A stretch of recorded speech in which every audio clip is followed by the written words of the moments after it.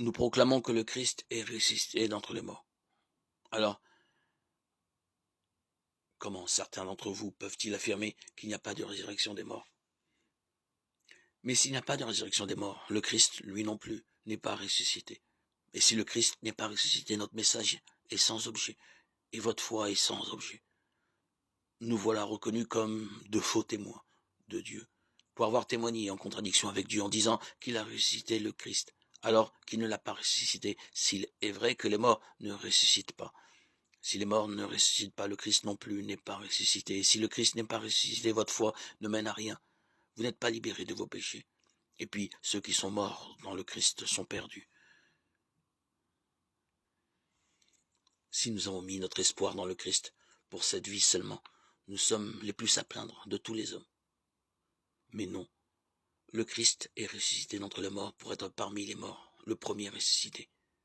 Car la mort étant venue par un homme, c'est par un homme aussi que vient la résurrection. En effet, c'est en Adam que meurent tous les hommes, c'est dans le Christ que tous revivront. Mais chacun a son rang. En premier le Christ, et ensuite ceux qui seront au Christ lorsqu'il reviendra. Alors tout sera achevé, quand le Christ remettra son pouvoir royal à Dieu le Père, après avoir détruit toutes les puissances du mal. C'est lui en effet qui doit régner jusqu'au jour où il aura mis sous ses pieds tous ses ennemis. Et le dernier ennemi qu'il détruira, c'est la mort, car il a tout mis sous ses pieds. Mais quand il dira « tout est soumis désormais », c'est évidemment à l'exclusion de celui qui lui a soumis toutes choses.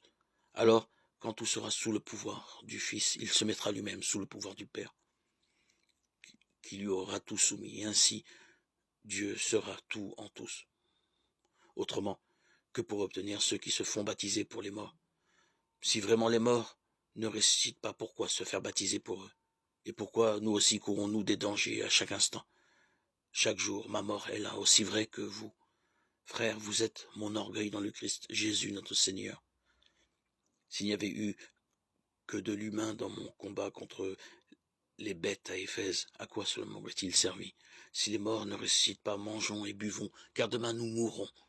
Ne vous y trompez pas. Les mauvaises compagnies corrompent les bonnes mœurs. Reprenez vos esprits et cessez de pécher. En effet, certains d'entre vous ont une fausse connaissance de Dieu.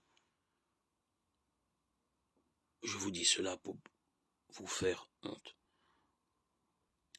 1 Corinthiens 15, 12, 34.